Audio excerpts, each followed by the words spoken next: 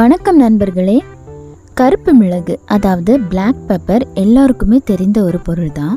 ஆனால் நம்மள நிறைய பேருக்கு ஒயிட் பெப்பர் பற்றி தெரிஞ்சிருக்க வாய்ப்பில்லை.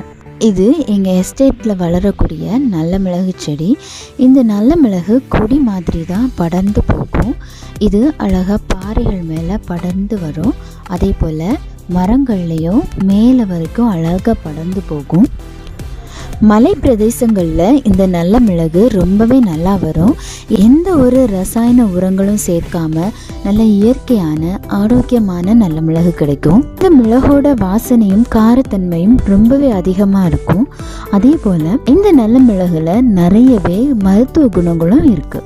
வெள்ளை மிளகுக்குன்னு எந்த ஒரு தனிப்பட்ட செடிகள் கிடையாது. இந்த நல்ல மிளகு கொடியிலேருந்து தான் நமக்கு வெள்ளை மிளகும் கருப்பு மிளகும் கிடைக்குது. இந்த மாதிரி கொத்து கொத்தா நீளமாக இருக்கக்கூடிய இந்த நல்ல மிளகை மலைகள்லேருந்து அறுவடை செய்து கொண்டு வருவாங்க.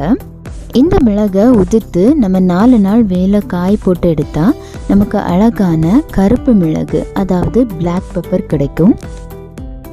நம்ம இன்னைக்கு எளிமையான முறையில் வெள்ளை மிளகு எப்படி தயாரிக்கலான்னு பார்க்கலாம். வெள்ளை மிளகு தயாரிக்கிறதுக்கு நமக்கு பழுத்த நல்ல மிளகு தான் தேவை. இந்த மாதிரி பழுத்த நல்ல மிளகை நம்ம சேகரித்து இதிலேருந்து நம்ம வெள்ளை மிளகை தயாரிக்கலாம். இதை அப்படியே நம்ம விட்டுட்டோம்னா இது காய்ந்து கருப்பு மிளகாக மாறிடும். நல்ல விளைச்சலான இந்த பச்சையாக இருக்கக்கூடிய மிளகுலேருந்து கூட நம்ம வெள்ளை மிளகு தயாரிக்கலாம். அதை செயல்முறைப்படுத்துறதுக்கு நமக்கு ரொம்ப நீண்ட நாட்கள் ஆகும். அதனால் நம்ம ஈஸியாக வீட்டில் சேகரிக்கணும்னா இந்த மாதிரி பழுத்த மிளகுலேருந்தே வெள்ளை நல்ல மிளகு தயாரிக்கலாம். இப்போது நம்ம வெள்ளை மிளகு எப்படி ஈஸியாக தயாரிக்கலான்னு பார்க்கலாம். நான் இங்கே நிறைய பழுத்த மிளகு சேகரித்து எடுத்திருக்கேன். பழுத்த மிளகுல மேலே இருக்கக்கூடிய இந்த தோலை நீக்கிட்டோன்னா அதுலேருந்து கிடைக்கிறது தான் நமக்கு வெள்ளை மிளகு. கொஞ்சமாக மிளகு இருக்கும்போது நம்ம ஈஸியாக கைகளால் தோலையும் மிளகையும் பிரித்து எடுக்கலாம்.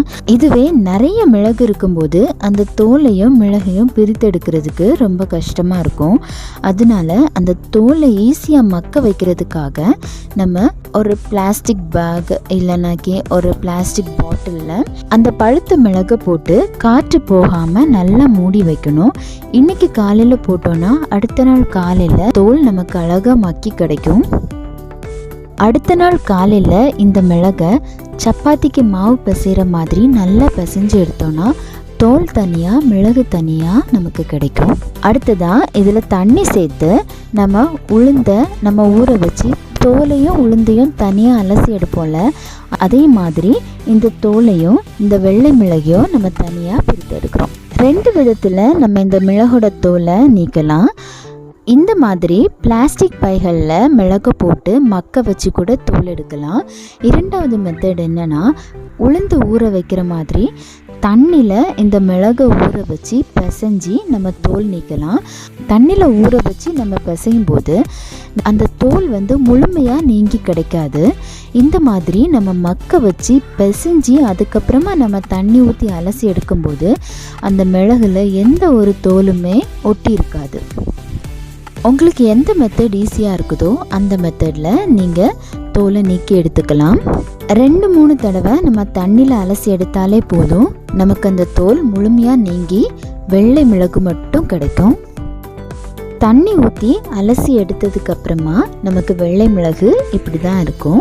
இனி இந்த வெள்ளை மிளகை நம்ம வெயிலில் காய வச்சு எடுத்தோன்னா நமக்கு வெள்ளை மிளகு தயார். நம்ம வீட்டிலையே ஈஸியாக வெள்ளை மிளகு இந்த முறையில் தயாரிக்கலாம். தோல் நீக்கின வெள்ளை மிளகை 2 விதமாக இங்கே வச்சுருக்கேன்.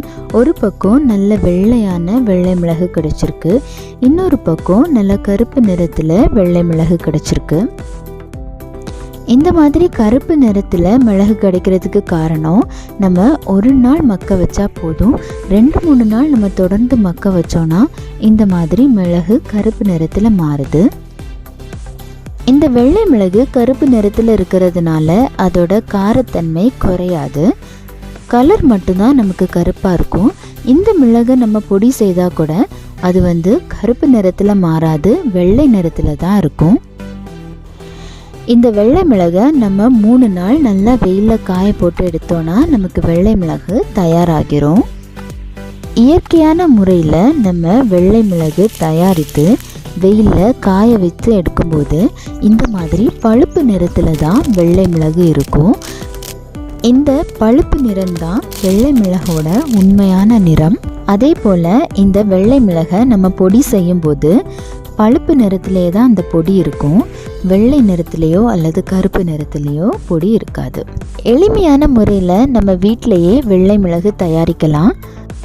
இந்த வெள்ளை மிளகை எப்படியெல்லாம் நம்ம உபயோகிக்கலாம், அதே போல் எந்த உணவுலலாம் சேர்க்கலாம், வெள்ளை மிளகோட பயன்கள் என்ன அப்படிங்கிறத அடுத்த வீடியோவில் பார்க்கலாம்.